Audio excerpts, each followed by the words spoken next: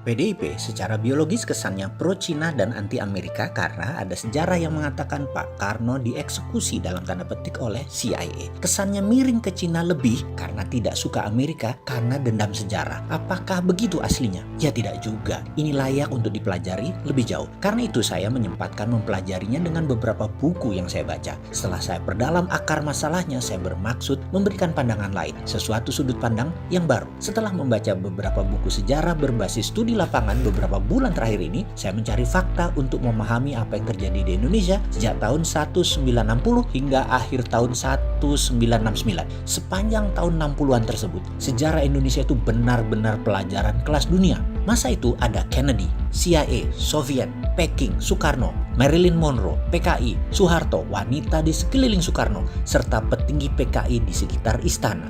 Serta banyak lagi drama di tahun 60-an tersebut menarik sekali. 3 buku saya habiskan dalam waktu 2 bulan kemarin. Setelah membaca, saya pun menganalisa, sehingga saya rasanya punya pendapat lain melihat sejarah dan realita terhadap apa yang terjadi terhadap Presiden Soekarno. Kita semua tahu bahwa globalis mulai menunjukkan taringnya di dunia di sekitar tahun 60-an tersebut, yaitu ketika mereka diusik kenyamanannya dalam hal kendali transaksi terhadap dolar, di mana mereka yang memegang dunia perbankan dan cara pembayaran menguasai Federal Reserve Amerika. Mereka memiliki kemampuan dan akses untuk mencetak uang sekalipun, dan mereka bisa. Mereka swasta loh ini. Berkali-kali saya mengatakan Amerika itu negara swasta karena memang kuat sekali swastanya, dan mereka itulah para globalis cabal. Ketika Kennedy memiliki platform baru, yaitu akan mencetak greenback by gold atau dolar negara Amerika yang dicetak berdasarkan jaminan underlying emas, maka ini ancaman bagi globalis cabal. Untuk itu, Kennedy memerlukan Indonesia. Ada perjanjian yang menguatkan rencana besar itu. Perjanjian tersebut membawa Indonesia ke kancah internasional, di mana Indonesia di tahun 60-an adalah memiliki kekuatan militer terkuat di selatan Katulistiwa. Benar, Indonesia adalah kekuatan terkuat di bumi bagian selatan waktu itu dan atas banyak bidang termasuk ekonomi, yaitu rupiah. Pak Karno ada di tengah rencana besar dunia akan menerbitkan dolar versi negara dalam tanda petik Amerika, di mana ketika Amerika akan mencetak uang, mereka memerlukan jaminan underlying emas. Untuk itu Kennedy meminta jaminan emas Indonesia sebagai salah satu bagian dari underlying dolar terbit, yaitu dolar baru versi Kennedy. Perjanjian di Jenewa yang bernama Grand Hilton Memorial Agreement yang ditandatangani oleh Presiden Kennedy dan Presiden Soekarno menjadi salah satu tonggak besar sejarah dunia. Tetapi globalis cabal yang terancam kendalinya punya skenario lain.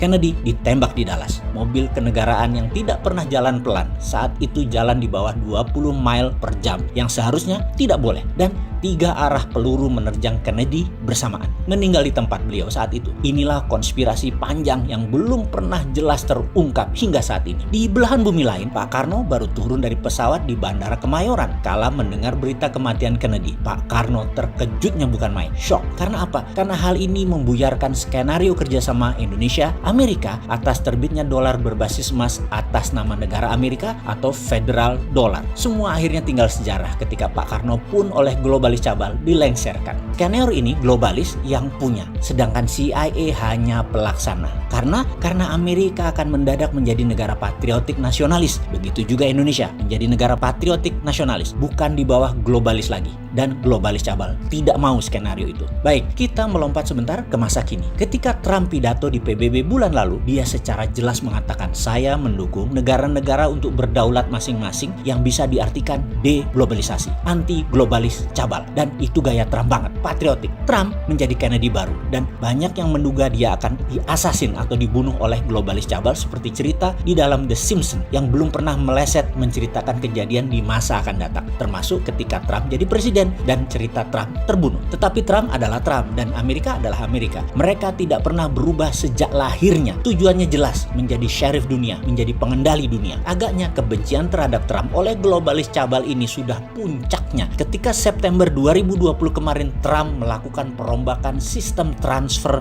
dolar. Kita beri catatan sebentar ya terhadap Trump sebagai pengingat, dan ada strategi yang layak ditiru untuk membuat Amerika negara berdaulat dan superpower. Juga kalau kita berani tiru, bisa membuat Indonesia berdaulat. Pertama, kalau Trump jadi presiden Amerika, jabatan keduanya dia akan menggunakan emas sebagai underlying dolar. Kemudian Federal Reserve Amerika sudah berada di bawah Kementerian Keuangan, tinggal dikuatkan lagi di masa jabatan kedua. Ingat ya, kita juga berkali-kali sejak beberapa tahun yang lalu kalau kita dapat mandat, BI kita bubarkan, jadikan Dirjen Moneter di bawah Kementerian Keuangan. Agaknya ditiru Amerika terlebih dahulu ya. Oke, belagu juga ya si Sontoloyo ini pamer-pamer. Oke, kita lanjut. Lalu, Trump lakukan apa September 2020 kemarin? Swift transfer dolar, perusahaan network transfer money antar negara yang berpusat di Basel, Switzerland, tidak dipakai lagi. Penguasa keuangan dunia globalis cabal Rothschild mulai meredup sejak 2500 tahun yang lalu berkuasa, dan mereka termasuk yang sangat marah terhadap Trump. Oleh Trump diganti dengan kuantum komputer yang dikembangkan oleh pemerintah Amerika yang telah digunakan oleh banyak bank sentral dan Fed sebagai lending konsorsianya. Inilah perang sesungguhnya saat ini. Globalis cabal di belakang Demokrat dan Tiongkok melawan Amerika patriotis nasionalis di bawah Trump. Ada yang menarik, kesadaran bernegara Amerika lagi tinggi-tingginya sehingga beberapa pendekatan pidato Biden-Kamala terpaksa harus menirunya, yaitu agar tidak ketinggalan zaman.